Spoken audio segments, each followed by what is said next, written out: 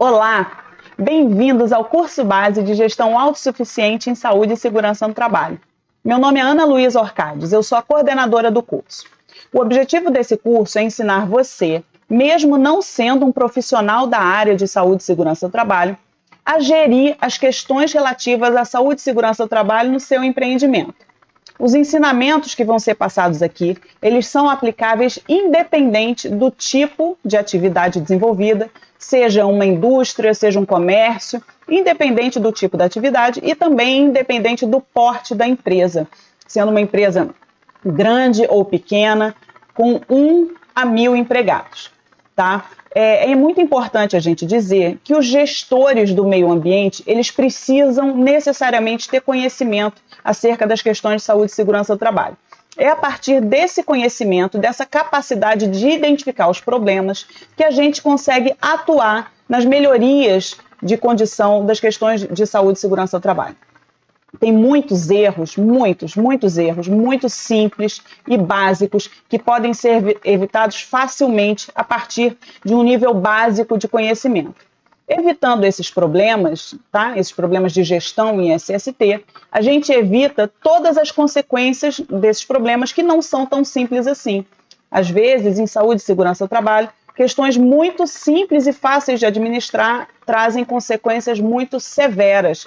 Severas para o trabalhador, né, que vai ter um prejuízo grave na sua saúde, podendo, inclusive, falecer em decorrência de problemas de gestão em saúde e segurança do trabalho, e, consequentemente, problemas muito graves para o empregador, né, porque ele é responsável sobre o meio ambiente de trabalho. Então, às vezes, uma questão muito simples de administrar pode levar à falência de um negócio, né, à falência de uma empresa, ao fechamento das portas de uma instituição. O que a gente quer aqui é promover o conhecimento acerca das questões de saúde e segurança do trabalho, para que, de uma forma coletiva, possamos atuar na qualidade do meio ambiente de trabalho de uma forma geral. Então, eu quero apresentar aqui o plano de aulas do curso base de Gestão Autossuficiente em Saúde e Segurança do Trabalho. Bom, a primeira aula, o módulo 1 tem 2 aulas. A aula 1 do módulo 1 são os princípios básicos, é por onde começar. Quais são as normas regulamentadoras existentes e quais se aplicam ao seu empreendimento? A gente vai falar, inclusive, de uma forma global sobre a legislação de saúde e segurança do trabalho. Além das normas regulamentadoras, o que você, que é gestor, que é empreendedor ou profissional da área de saúde e segurança do trabalho, precisa conhecer. E, por fim, aqui nessa aula, quem é que fiscaliza as questões relativas à saúde e segurança do trabalhador? A aula 2 é uma aula muito importante, que ela é ministrada pela professora Dercilete Loureiro. É uma aula sobre a parte de responsabilidade civil do empregador.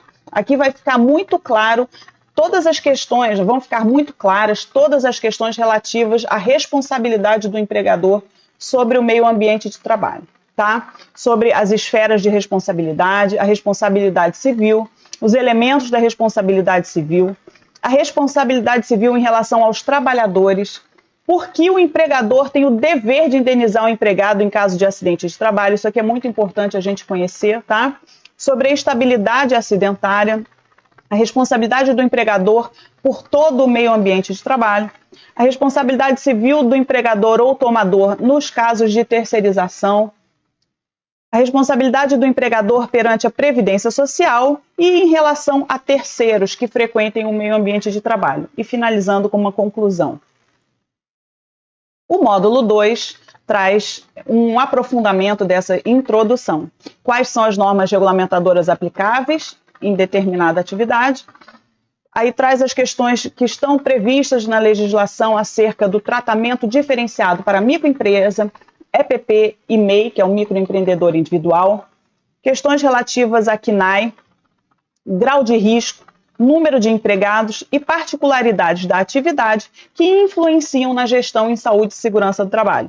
E aqui no módulo 2, a gente vai fazer uma introdução ao uso de uma ferramenta que é disponibilizada através do curso base de Gestão Autossuficiente em Saúde e Segurança do Trabalho, que se chama Checklist Normativo.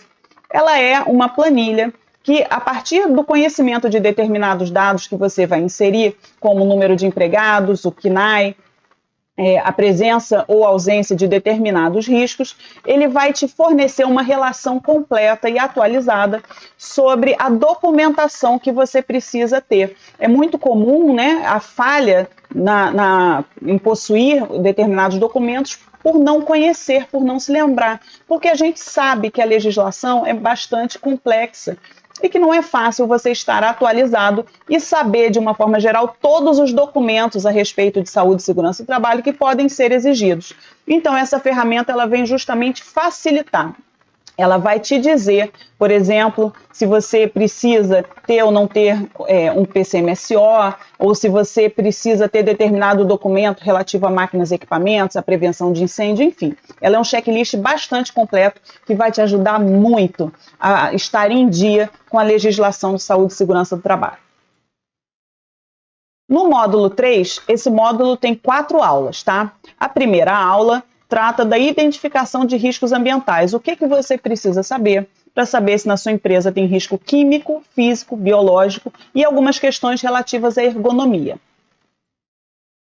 A aula 2 segue a questão da identificação dos riscos ambientais, mas voltado para o uso desse checklist. Como é que você vai preencher o questionário normativo? E a partir daí, eu entro na explicação de algumas questões básicas, bem básicas, sobre todas as normas regulamentadoras existentes até a data de hoje. A NR6 trata de EPI, né, de equipamentos de proteção individual. A NR11 de transporte, movimentação, armazenagem e manuseio de materiais. A NR12 trata da segurança no trabalho em máquinas e equipamentos. A 13 de caldeiras e vasos de pressão. E a 14 de fornos. Aí a gente passa para a aula 3 do módulo 3, que trata especificamente das atividades insalubres e atividades perigosas, que são as NRs 15 e 16. E na última aula do módulo 3, a gente trata das demais NR, né, da 18, que fala de construção, né, da indústria da construção civil, 19 e 20 de explosivos, inflamáveis e combustíveis, 21 atividades a céu aberto, 25 resíduos industriais, 32 que são os serviços de saúde, 33 espaços confinados, 35 trabalho em altura e 36 algumas especificidades acerca da saúde e segurança no trabalho em empresas de abate e processamento de carnes e derivados. E aí eu fiz algumas observações sobre radiações ionizantes, porque elas podem estar presentes em atividades diversas. Não estão restritas aos estabelecimentos de saúde e trazem ali uma necessidade de uma avaliação também mais individualizada. Módulo 4, a gente vai falar de PPRA. Esse módulo ele vai mudar a partir do dia 1º de agosto, porque no dia 1º de agosto vai entrar em vigor a nova NR1, que dispensa, né, acaba a existência do PPRA e passa ao PGR, que é o que eu vou falar aqui ao final desse módulo. PGR é o Programa de Gestão de Riscos, tá? Ele não está em vigência atualmente e você vai entender justamente como é que vai ser feita essa transição. Então, a gente vai falar aqui quem elabora o PPRA, qual a estrutura desse programa, como é que é feita uma avaliação de riscos ambientais, o que a norma diz sobre quando é necessário uma avaliação qualitativa e quando é uma avaliação quantitativa.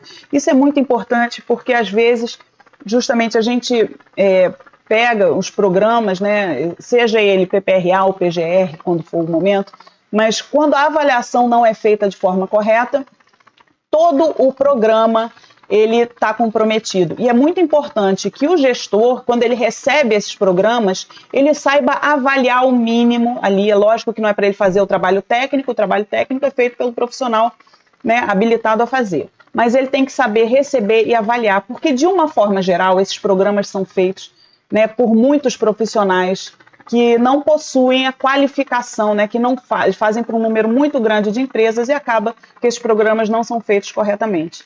Então, é muito importante que o gestor saiba olhar aquele programa e ver se ele está de acordo com a legislação.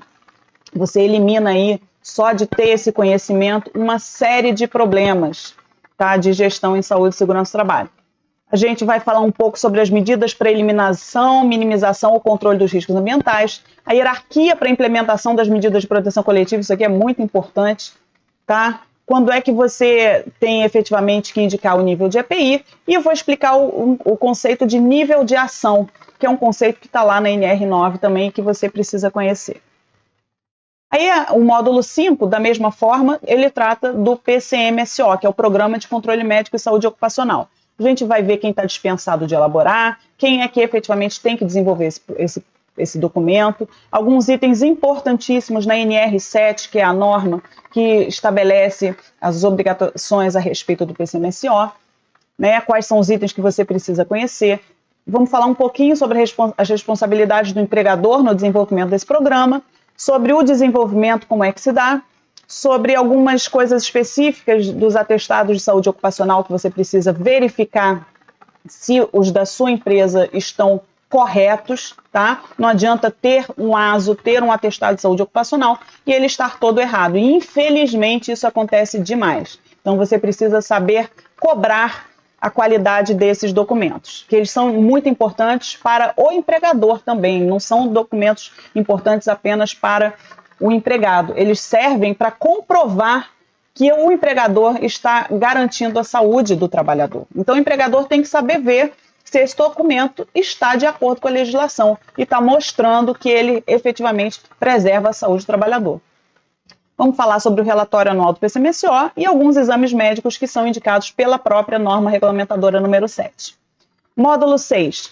Quem precisa constituir a CIPA, como a CIPA é constituída, como é que é feito o treinamento dos membros da CIPA, dos seus suplentes, as questões que você precisa conhecer a respeito da estabilidade dos membros da CIPA, as atribuições dessa comissão, que é a Comissão Interna de Prevenção de Acidentes. Uma informação aqui que, de uma forma geral, as pessoas não conhecem. O que você faz quando a empresa não precisa ter CIPA? Está liberado de tudo? Não. Você vai aprender aqui as particularidades do designado da CIPA, tá? Há algumas questões relativas a contratantes e contratadas que dividem o mesmo ambiente de trabalho e qual é a documentação que você precisa ter para poder estar atendendo a NR5. Módulo 7. É o SESMIT. O SESMIT significa Serviços Especializados em Engenharia de Segurança e Medicina do Trabalho. Quais são as empresas que precisam ter esse serviço? Não são todas, você vai saber quais são.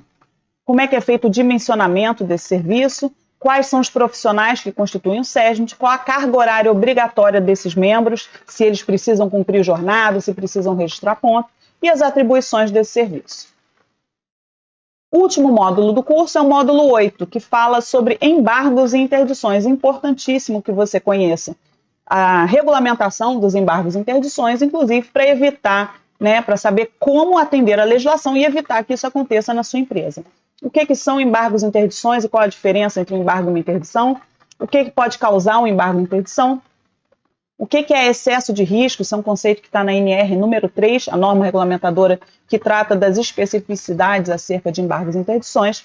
As tabelas de excesso de risco, isso aqui é apenas para você ter conhecimento de como é feita a avaliação de uma situação de risco grave iminente, quais as consequências dos embargos e interdições e como proceder caso aconteça um embargo ou uma interdição na sua empresa. Depois dos 8 primeiros módulos, nós temos os módulos de bônus. O bônus número 1, o título é Qualidade do Ar em Ambientes Climatizados. Muito importante a gente conhecer essas particularidades, especialmente agora que o mundo está atravessando uma pandemia em decorrência do novo coronavírus. É muito importante aqui, você vai saber coisas que você não tinha ideia de que você pode efetuar um controle sobre o meio ambiente de trabalho através das questões relativas à qualidade do ar e evitar, por exemplo, que aconteça um surto, que aconteça a disseminação da Covid-19 no ambiente de trabalho, a contaminação dos trabalhadores, não só pela Covid-19, É importante a gente começar a discutir isso, porque essas questões precisam ser observadas independente da Covid-19. Vamos falar aqui algumas características de ambientes climatizados artificialmente, com ar-condicionado, as principais fontes poluentes, o que é efetivamente um ar saudável, qual a importância do ar saudável, quais as diferenças da exposição ocupacional, ou seja, da exposição em função da atividade laboral e da minha exposição regular na minha vida fora do trabalho. Algumas doenças que são relacionadas à má qualidade do ar, principais pontos que precisam objetivamente ser observados num ambiente de trabalho, tá? Isso aqui é muito importante, muito importante para que os gestores tenham conhecimento, Porque no caso deste adoecimento em função de problemas na qualidade do ar, são adoecimentos que costumam acometer muitas pessoas ao mesmo tempo, tá? Lembrando da responsabilidade sobre o meio ambiente de trabalho que a gente já discutiu ali no módulo 1. Vamos ver aqui qual é a legislação pertinente e quais são os documentos que você precisa verificar para garantir que está atendendo essas questões. Em função da pandemia que a gente está atravessando e dentro da motivação de estarmos todos envolvidos no combate a essa pandemia, e lembrando que a responsabilidade do gestor sobre o meio ambiente de trabalho é acrescida com relação à Covid-19, uma vez que a exposição do trabalhador é completamente diferente da nossa exposição comunitária. Então, eu elaborei esse bônus 2, especificamente sobre a prevenção à Covid-19 nos ambientes de trabalho. E é muito importante que você tenha conhecimento dessas questões que vão ser expostas para evitar realmente que haja essa contaminação na sua empresa, tá? Então, vamos fazer aqui um brevíssimo histórico sobre a doença. Vamos falar sobre as questões que já estavam previstas na legislação e que são auxiliares no combate à disseminação da Covid-19, em especial o que já estava previsto lá na verdade nas NRs 1, 7 e 9, tá? Ali já tinham dispositivos que ajudam nas questões de prevenção à Covid. A gente vai falar sobre elas aqui, com foco na NR 9, sobre as portarias interministeriais 19 e 20, que foram portarias expedidas em 2020 pelos Ministérios da Economia e da Saúde, que tratam especificamente da prevenção à Covid nos ambientes de trabalho. Você precisa conhecer tecnicamente o conteúdo dessas duas portarias. Vamos falar um pouquinho sobre avaliação ambiental, implementação de rotinas nos ambientes de trabalho, higienização dos ambientes, sobre o distanciamento social, o uso das máscaras de proteção respiratória, que é onde eu quero que você tenha mais atenção, porque as pessoas acham que basta colocar uma máscara, e não é assim. Eu vou te explicar. Na hora que você assistir esse módulo, você vai estar habilitado, basicamente, a fazer todo esse controle de forma fácil e simples, tá? E sobre a questão da comunicação de acidente de trabalho, CAT, né, no que diz respeito à Covid. Fora isso, você que é aluno do curso tem direito a um acompanhamento por um período de 1 ano, tá, de 12 meses, por meio da área do aluno aqui na plataforma Linux. Nós teremos palestras, a princípio trimestrais, mas esse prazo também ele pode ser diferenciado. A gente deve chegar, inclusive, a palestras mensais sobre assuntos pertinentes. Isso aqui é uma coisa muito dinâmica. Ele está aberto, inclusive, à participação dos alunos na sugestão daqueles temas que estão sendo importantes e demandados ali na realidade da administração dessas empresas. Os temas que vocês entendem que é preciso ter um aprofundamento no conhecimento, tá? Então, isso aqui é uma coisa muito dinâmica, tá? Inclusive, a periodicidade, ela é dinâmica, e a ideia é que a gente possa promover uma educação continuada dessas pessoas, desses alunos, para que a gestão em saúde e segurança do trabalho seja cada vez uma coisa mais simples e leve de ser feita. E fora isso, você vai ter acesso também a um e-book sobre a implementação de sistemas de gestão em saúde e segurança do trabalho. Primeiros passos. Como é que você faz para começar do zero e garantir, né, e otimizar os seus resultados e o seu sucesso dentro da gestão em saúde e segurança do trabalho? Você vai ver que não é complicado, tá bom? Então, esse é o plano de aulas do curso. Espero que a gente possa atravessar essa jornada de conhecimento sobre saúde e segurança do trabalho e possa melhorar muito a qualidade do meio ambiente de trabalho das empresas de uma forma geral através do conhecimento. Muito obrigada e até a próxima aula.